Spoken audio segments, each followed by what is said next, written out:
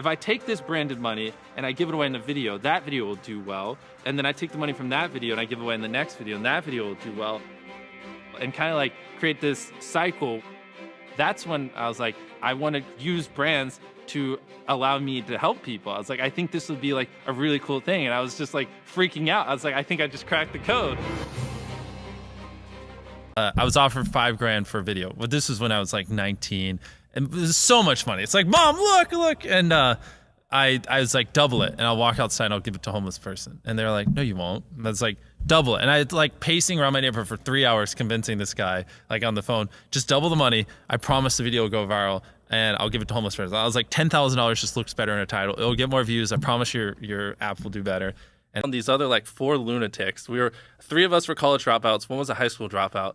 And one, I don't know, he just like quit his job. We were all super small YouTubers. And we basically talked every day for 1,000 days in a row and did nothing but just like hyper study, like what makes a good video, what makes a good thumbnail, what's good pacing, like how to go viral. 10, 20,000 subscribers when we met.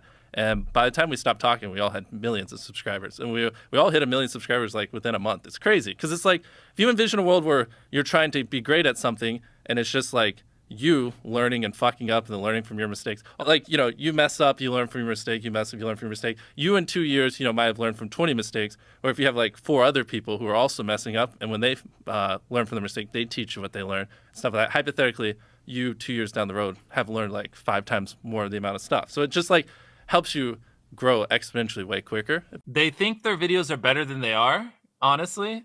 And tell them, Jimmy, tell them. I mean, they do. And you have to that, and they have horrible friend groups, because you really are like the type of YouTubers you hang around. And it's getting people with the right YouTuber friend group that aren't pussies and will actually tell them when their content's bad and like actually roast it and help them get better in a nice, positive way. We would just get on Skype every morning. And like some days, like I'd get on Skype at 7 a.m. and I'd be in the call until like 10 p.m. And then I'd go to bed, I'd wake up and I'd do it again.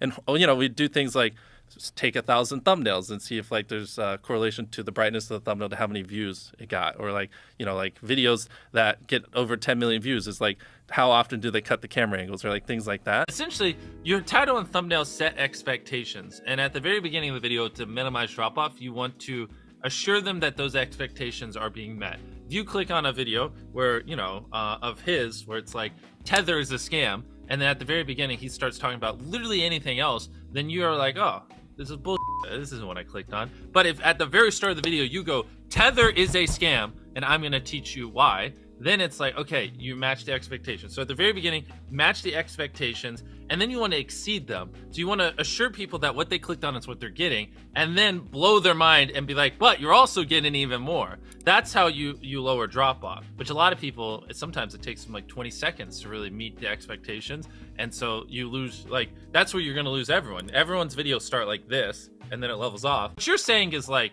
I like bananas. And what you need is, bananas are the best goddamn food on the planet. Like, that's the type of opinion you need. You need something that legit will have people be like, what the did he say in that video? What the I need to know, you know? So essentially, yes, at the end of the day, if you boil it down, what YouTube wants is they want people to click on a video and they want to watch it. Like, at its core, that's what it is. Now, you can like draw little lines and go as deep as you want into how to get people to click and to how to get people to watch. I mean, essentially, by studying the algorithm, you'll learn that you're more studying human psychology, right? What do humans want to watch? What do they find enjoying? Not because like, anytime you say the word algorithm, just replace it with audience, and it works perfectly. Like, the algorithm didn't like that video. No, the audience didn't like that video. You know, because literally that's it. If people are clicking and watching, then it gets promoted more. And that's literally all the algorithm does, is reflect what the people want. And so that's what gave me the confidence to hire people. And that's why I'm able to run my company at really thin margins, because I have faith. And I know that if we film this video, it will do well, just because I've spent a decade of my life hyper obsessing over YouTube, and I have a good pulse on it.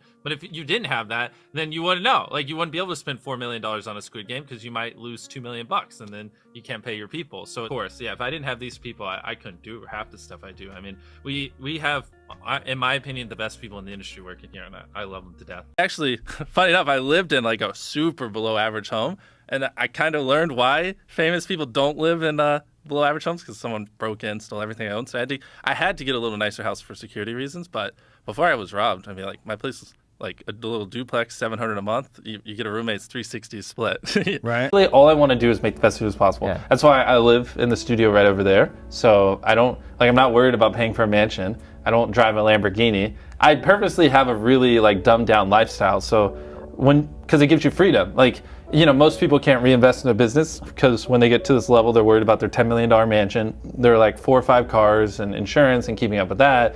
And then like their second home and all these other things. I just cut it all out. I have no like personal debt or like things, you know, that I have to pay for. So I can just go all in on the business. So like for the last like 8 or 9 years, like every dollar I've made, I just spent it the next month on content. And I just did that every single month, and it just kept getting bigger and bigger. And here we are. You're an idiot until you're successful. Then you're smart, whatever. Yeah. You know what I mean? MrBeast in Espanol. Yeah, that was actually one of the fastest growing channels last year. And it's just our videos so smart. You know, if you Google it, it's like only whatever, less than 10% of the world speaks English. So 90% of the world can't even enjoy your content. And when I realized that, I was like, wait a minute. 90% of the world can't even watch this stuff. My dubs is the same guy who dubbed Spider-Man. We managed to convince him. So a lot of those comments are like, why does he sound like Spider-Man? Or is MrBeast Spider-Man? That's hilarious. Yeah, and so what we do is when we go into these markets, we get celebrities to do my voice. So then like the local people in the language freak out. So like Japan's coming up, and I can't say who, but we secured like a giant voice actor from an anime to do my dubs. And whenever we launch in Japan, I know they're gonna lose their freaking minds. The thing is, like, I'm obsessed with learning. I don't see like taking like an art class as a waste of time, because that might creatively inspire me, or like a pottery class, or even going and shooting guns or whatever. Just filming, I mean, we brainstorm video ideas, I mean, relentlessly, hours every day. We spend hours, you know, just doing everything. I don't even know, like my whole life, since I was 13, there probably hasn't been a single hour that's gone by that I've been awake where I haven't thought about YouTube. Like, viewers aren't stupid. They can tell when you know, half ASS, I don't know if I'm allowed to curse, you like really put in effort. And like, if they can tell you're putting in a lot of effort, they're gonna be more likely to click on future videos. And that snowballs. And because once you build that trust, they get to a point where it doesn't matter what you upload. They just know it's high effort, and they just know it's great. And they're just conditioned just to watch because you have a good track record. Find what you love, and then I would just hyper obsess. Make sure no one doing what you're doing is doing it better. Make sure the videos are as good as possible. Back then, which I think small YouTubers should do, is I would reply to every single comment. And so I think a few people caught on that I would always reply. And so some people would just be like, I wonder how long it'll take for him to reply. So that was a lot of my comments when I was smaller, but at least it kept him coming back. And your analytics, and most of you probably know this, audience retention. You can see where people click off. Just literally go through your last 50 videos, write down where everyone clicked off, and then just don't do those things again. Thanks for watching, and make sure to subscribe for more content about MrBeast. If you are a small YouTuber, believe in yourself and work hard. You will get there. 64, 65, 66, 67, 68, 69.